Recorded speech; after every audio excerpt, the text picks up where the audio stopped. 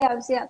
Nah, Mas, kalau misalnya kita membicarakan tentang January Effect, nah saham atau sektor apa nih yang kelihatan Hmm, pada January Effect biasanya ini? yang dicari sama investor di market adalah sektor-sektor yang masih underperform. Artinya yang belum ikut naik seiring dengan kenaikan indeks gitu ya. Kita tahu dari November indeks sudah naik banyak banget dari 6.700-an ke 7.300 gitu ya.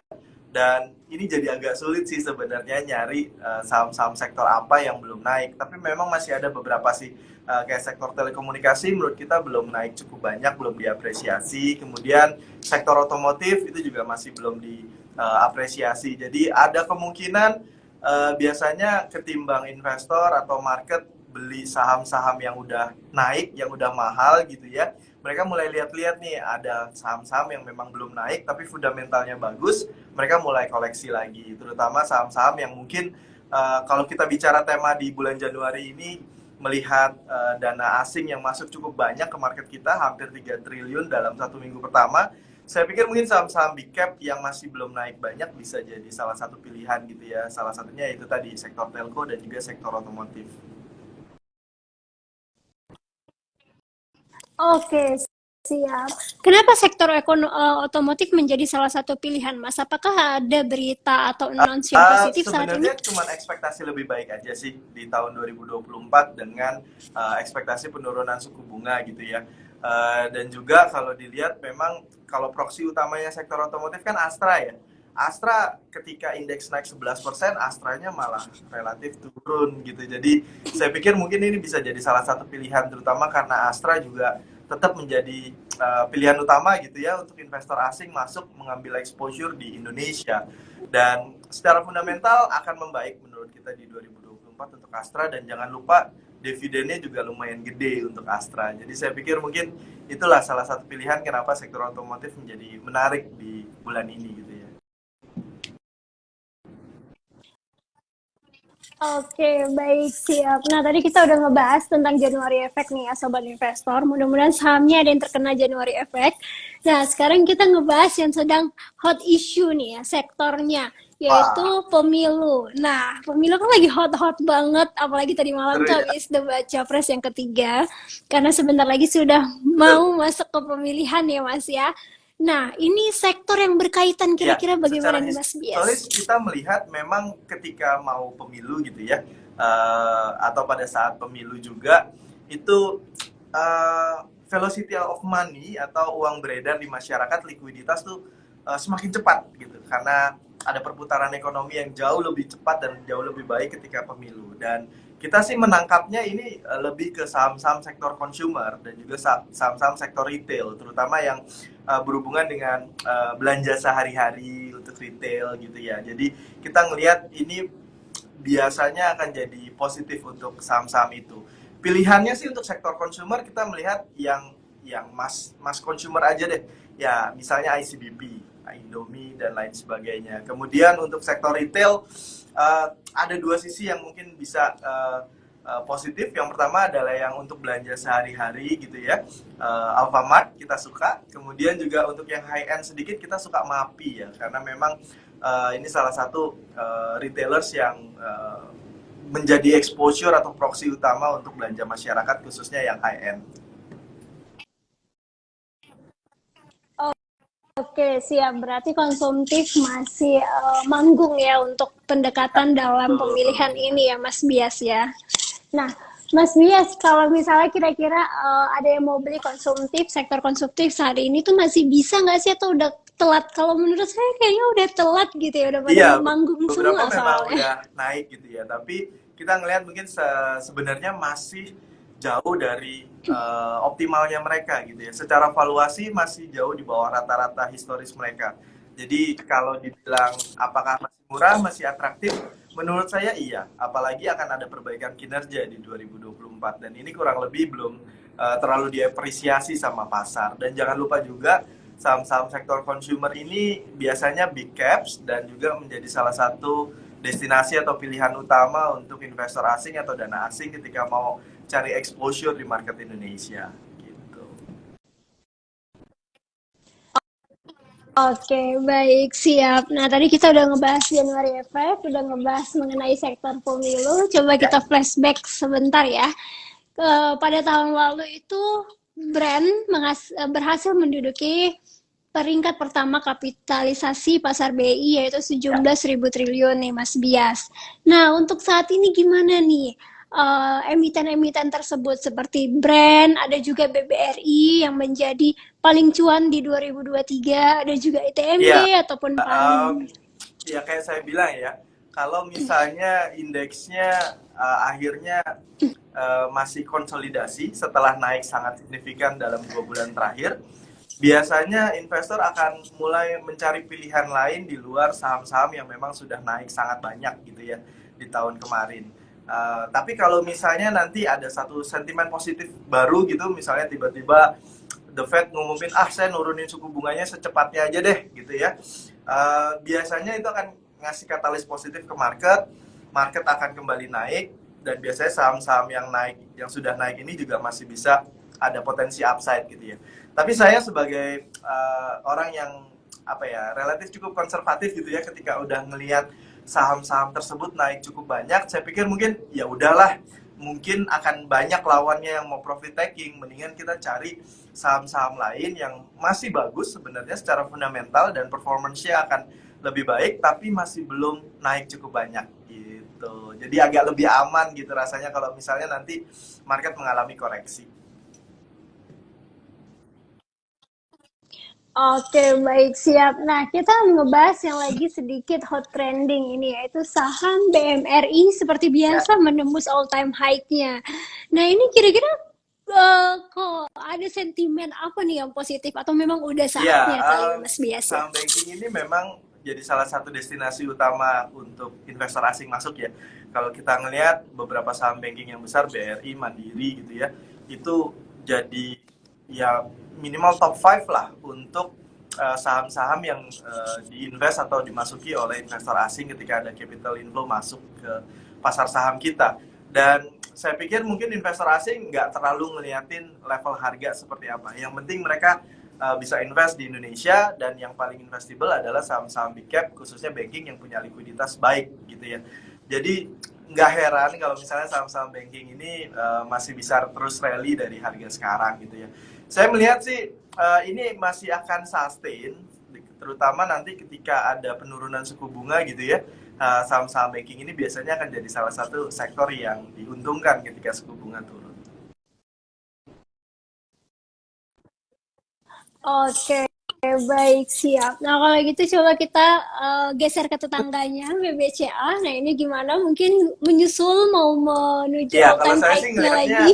kalau kita mau agresif di sektor perbankan, biasanya kudanya tuh ya antara Bank Mandiri atau BRI.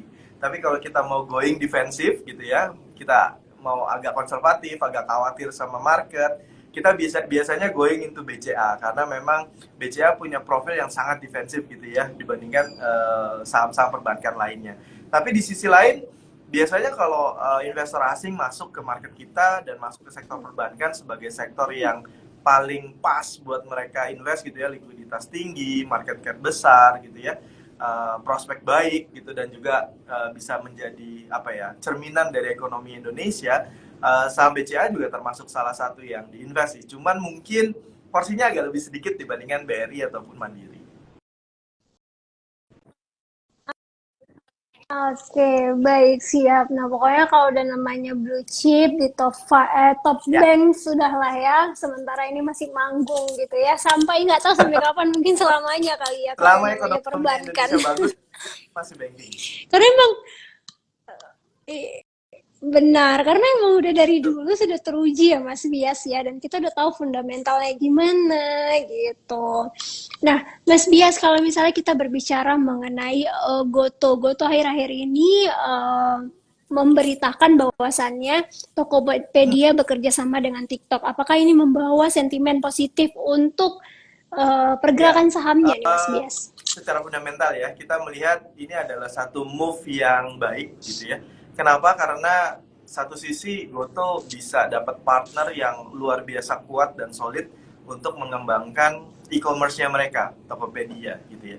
Di sisi lain dengan komitmen dari TikTok untuk mensupport kebutuhan capital dari Tokopedia ke depannya untuk ekspansi, itu juga sesuatu yang selama ini Goto nggak bisa dapetin gitu ya, karena memang kondisinya likuiditas lagi agak susah. Nah, kita ngeliat ini sebenarnya sesuatu yang positif sebenarnya untuk Goto secara keseluruhan dengan masuknya TikTok ke dalam Tokopedia. Jadi kita ekspektasi sih harusnya bisa berdampak positif juga ya buat kinerja saham Goto di market kita.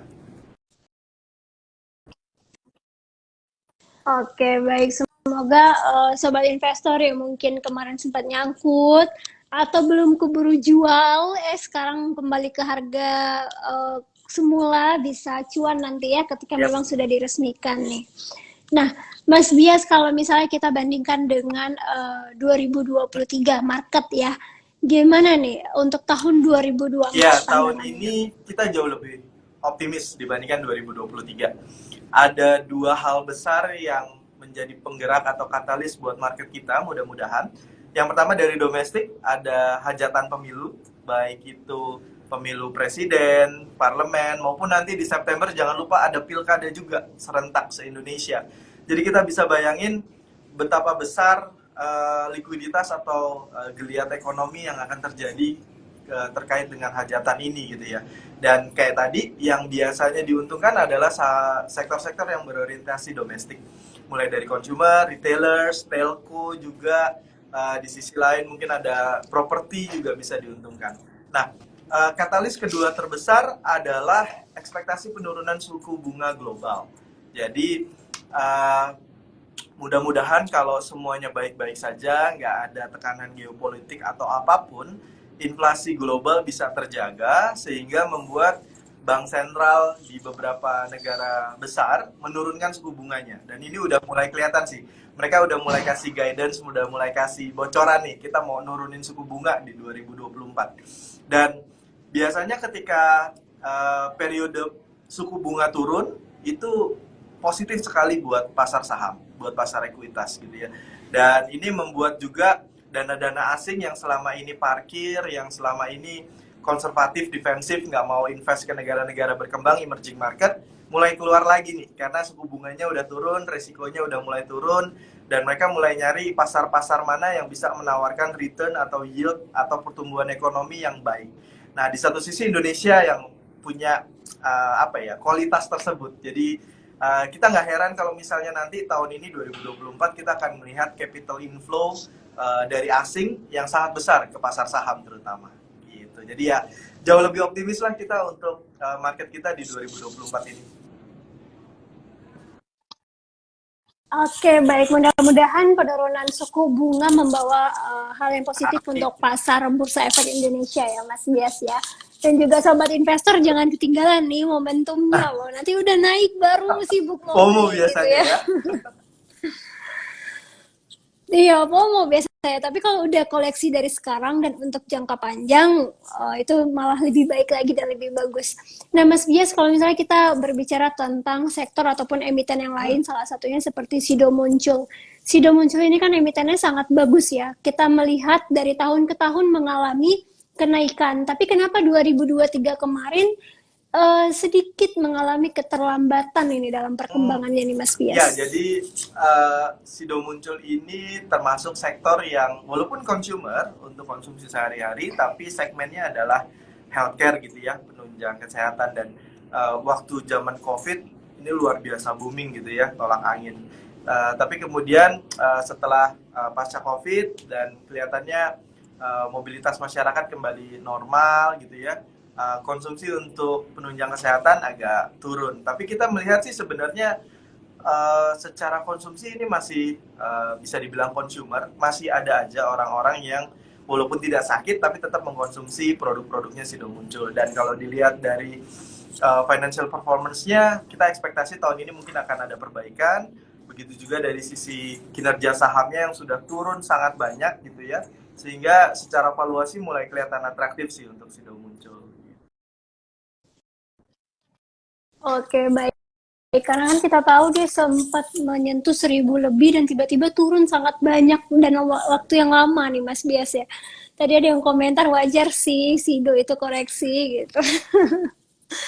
Nah, Mas Bias kita ngebahas emiten satu-satu dalam sektor konsumtif seperti ICBP. Kalau ini bagaimana nih Mas? ICBP ini nggak ada mau stock split gitu, harganya udah cukup tinggi soalnya. Ya, ya memang udah kelihatan agak mahal gitu ya dari sisi harga gitu. Tapi secara valuasi masih sangat atraktif gitu. Jadi kita juga ngelihat ICBP sebagai emiten consumer yang produknya itu dikonsumsi masyarakat luas, masyarakat banyak. Di tengah hajatan pemilu kayak gini, saya pikir mungkin akan jadi salah satu yang relatif perform gitu ya. Jadi kita ngelihat sih cukup positif buat ICBP. Jangan takutlah kalau memang harganya kelihatannya fraksi agak mahal gitu ya, tapi secara valuasi masih sangat atraktif loh untuk ICBP. Iya, itu dia tadi emiten-emiten yang berkaitan dengan pemilu nanti nih ya, sobat investor. Mungkin kalau mau buy bisa dicek lagi kembali gitu ya, fundamental ataupun teknikalnya. Nah, satu lagi Mas, kalau misalnya consumer ini ada WLTJ ini bagaimana nih Mas? WLTJ ya. Ini lagi rame soal susu gratis ya. Tapi memang uh, secara struktural jangka panjang kita ngelihat memang orang Indonesia akan semakin banyak minum susu gitu ya, dan ULTJ sebagai salah satu pemain terbesar produsen susu di Indonesia harusnya jadi salah satu yang paling diuntungkan gitu ya. Tapi memang untuk saham ini agak kurang liquid ya Mbak, teman-teman investor lainnya, jadi harus agak hati-hati nih kalau mau invest ini. Jangan berpikiran bahwa bisa invest gede terus nanti bisa keluar juga dengan mudah, karena secara likuiditas mungkin tidak terlalu baik gitu ya dibandingkan dengan saham-saham blue chip lainnya. Tapi secara fundamental memang menawarkan outlook atau apa ya, potensi yang cukup baik sebenarnya untuk saham ini. Oke, baik. Nah, tadi ada beberapa saham consumer, tapi Ya. sobat investor harus lebih teliti lagi ya. Nah, Mas ada beberapa pertanyaan dari sobat investor dari @jwr dan mungkin tadi ada yang nanya pertanyaan serupa. Eh, Tanya untuk pilpres nanti, apakah ada efek ke pasar Ya, market? pastinya ada ya, karena hajatan pilpres ini sedikit banyak akan menentukan gimana arah ekonomi kita, arah negara kita dalam 5 tahun ke depan. Apalagi ini pilpres yang sangat seru, di mana incumbent atau Pak Jokowi yang sekarang lagi jadi presiden nggak bisa maju lagi. Jadi memang kita ngelihat yang penting satu, pilpresnya aman dan damai, tidak ada gesekan-gesekan di masyarakat. Yang kedua, kita melihat bagaimana nanti presiden terpilih konsistensinya terhadap apa yang sudah dikerjakan oleh Pak Jokowi saat ini gitu ya. Mudah-mudahan tidak ada terlalu banyak perubahan yang sangat signifikan yang mendasar dari kebijakan-kebijakan yang ada sekarang, sehingga pasar bisa mengekspektasikan kira-kira akan seperti apa gitu ya. Karena kalau kita ingat dulu Donald Trump gitu ya di Amerika, ketika terpilih kemudian kebijakannya sangat kontroversial, terus berubah sangat signifikan, itu market juga jadi deg-degan juga ngelihatnya gitu. Jadi yang mudah-mudahan nanti pemerintahan yang baru agak lebih agak lebih ajak lah gitu kalau menurut kita gitu ya, sehingga pasar sendiri bisa mengekspektasikan kira-kira kebijakannya akan seperti apa ke depannya. Oke, baik, siap. Seru ya kali ya kalau misalnya kita ngebahas tentang pilpres, tapi kita ngebahas tentang ekonominya aja ya, sobat investor ya. Mas, pertanyaan selanjutnya dari nval16_.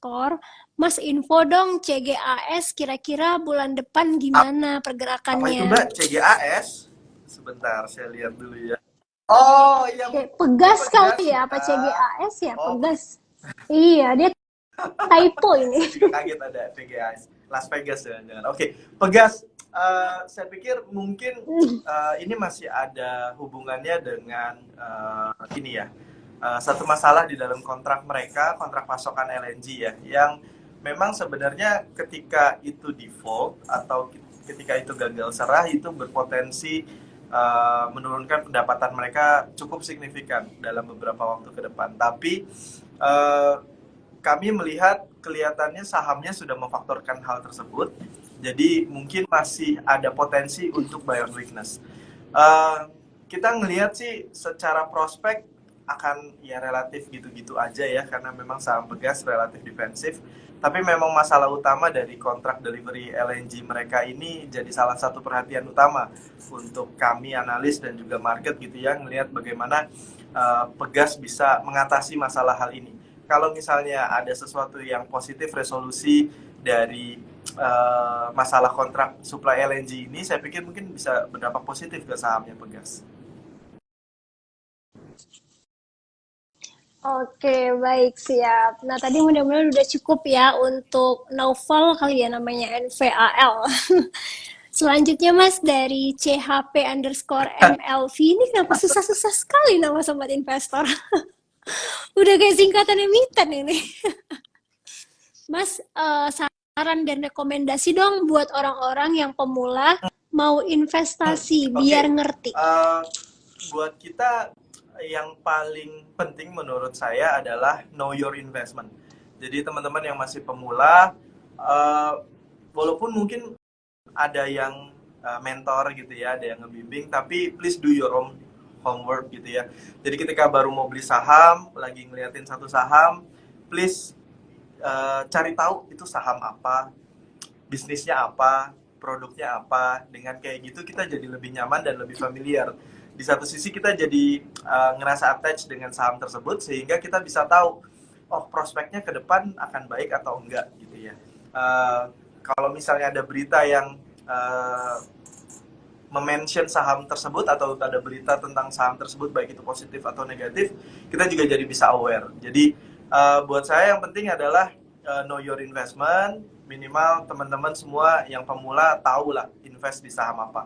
Nggak usah yang ribet-ribet, ya sesuatu yang sehari-hari kita pakai aja gitu. Misalnya Astra, Telkom, Unilever, ICBP, kemudian kalau memang ada perusahaan batubara yang kita kenal misalnya dan lain sebagainya gitu. Jangan memulai trading saham dengan saham-saham yang kita nggak tahu gitu ya fundamentalnya atau bahkan profilnya seperti apa. Itu biasanya jatuhnya jadi deg-degan sendiri kalau menurut saya.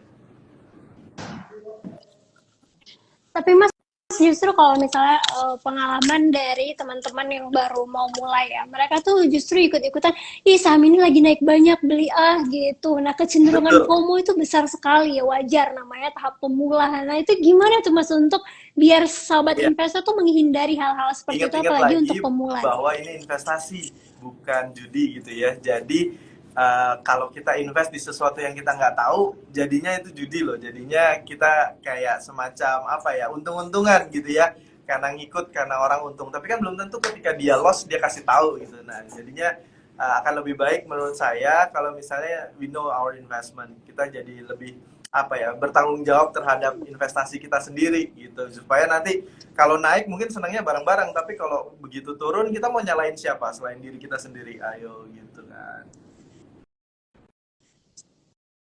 Oke, baik, siap. Nah, jadi kalau misalnya mau dari awal nih baru pemula, ya udah coba lihat barang-barang sekitar yang kita gunakan gitu ya Mas Bias ya. Hai juga. Oke, siap. Ini ada sapaan nih dari... Kenapa gimana? Iya, ada Mas Michael Yo. Hai Mas Michael Yo, nanti gabung lagi ya. Nah, Mas Bias, ada pertanyaan dari Rian Official ngebahas tentang bank digital. Memang sih kemarin sempat bank digital itu marak kembali ya Mas Rian ya. Nah, Mas Bias, marak kembali. Nah, ini gimana nih prospeknya ke depan? Bank digital ya, saya pikir ini juga masih termasuk salah satu golongan sektor teknologi kalau menurut saya gitu ya, karena memang profilnya agak berbeda dengan bank-bank besar gitu ya. Mereka lebih banyak burning money untuk cari customer, kemudian channeling untuk loan-loan yang high yield. Nah, kita ngelihat ketika nanti ekonomi semakin baik gitu ya, suku bunga mulai turun, cost of fund mereka juga bisa turun, sehingga mereka bisa dapat yield yang lebih tinggi. Kemudian secara sentimen karena suku bunga turun, likuiditas semakin naik, biasanya juga akan positif untuk saham-saham digital, saham-saham tech gitu ya, teknologi gitu. Jadi saya pikir ada potensi sebenarnya untuk saham digital bisa kembali bersinar di tahun ini karena memang ada ekspektasi penurunan suku bunga. Oke, baik, siap. Mas, kira-kira masih ada Siap, energi untuk menjawab? kita Karena bisa sampai kayaknya market banyak tutup banget. ya kalau gitu. Tapi, ya, oke, kalau gitu the last deh. Ini banyak banget pertanyaannya lumayan tentang consumer Unilever. Ini gimana nih pergerakannya untuk tahun Oke, 2024? Unilever ya, ini memang saham yang sangat defensif gitu ya, dan performance-nya memang di tahun 2023 tidak terlalu baik gitu ya. Ada masalah juga dari sisi raw material pressure, artinya harga raw material naik ketika harga komoditas naik di global gitu ya. Tapi kita melihat mungkin akan ada perbaikan di tahun 2024 karena memang secara overall sektor consumer itu akan membaik di 2024 gitu. Jadi saya pikir mungkin bisa mulai dilihat ini saham Unilever kalau secara teknikal udah mulai menarik, mulai atraktif karena memang saya pikir mungkin titik paling buruknya udah lewat di 2023 kemarin. Gitu. Oke, siap. Mudah-mudahan yang masih nge-hold Unilever ataupun yang ngebeli dari harga Amin. sekarang akan ngerasakan cuannya kali ya. Karena Unilever ini sebenarnya kalau kita lihat-lihat produknya itu banyak banget di market dan kita pakai juga sehari-hari. Jadi kayak kalau sahamnya masih bertengger di bawah itu kayak nggak masuk akal Ya, aja ya. gitu ya kan Mas Bias ya. Nggak tahu ya kalau secara valuasi, likuiditas dan lain-lainnya gitu. Nah, Mas, Apa-apa. terakhir mulu dari tadi soalnya banyak banget dan menarik semua nih. Eh, kita ngelihat saham yang likuiditas atau tidak itu dari mana? Itu tadi salah satu pertanyaan dari sobat Ya, investor juga jadi sih. saham yang liquid atau enggak adalah yang pasti ada transaksi tiap hari dan transaksinya itu bukan cuman ya 1 juta 2 juta, bukan cuman 100 lot atau 1000 lot gitu ya. Tapi transaksinya adalah baiknya gini, ketika kita mulai invest atau masuk ke dalam saham tersebut, kita bisa keluar juga. Dalam arti kita bisa beli, kita bisa jual. Karena terkadang ketika likuiditasnya lagi naik gitu ya, kita bisa beli. Tapi ketika kita mau jualan kok tiba-tiba bid overnya hilang. Nah ini yang bahkan bisa jadi masalah untuk investor gitu ya, baik itu pemula maupun yang udah lama. Jadi memang kalau menurut saya jangan ngelihat saham yang likuiditasnya tinggi cuman pas akhir-akhir ini aja atau misalnya 2-3 bulan terakhir aja, tapi kita track secara historis apakah memang secara likuiditasnya itu sustain, apakah memang sama secara rata-rata likuiditasnya misalnya 6 bulan atau 1 tahun terakhir gitu, supaya kita nggak kejebak sama ya itu tadi bid over yang hilang gitu ya, kayak Falak the Ghost gitu ya. Oke, siap. Sobat investor, menarik sekali ya hari ini Ya, pembahasan awal tahun perdana oh, loh di sesi break thank you time loh loh Mas Bias. Nadine. Oke.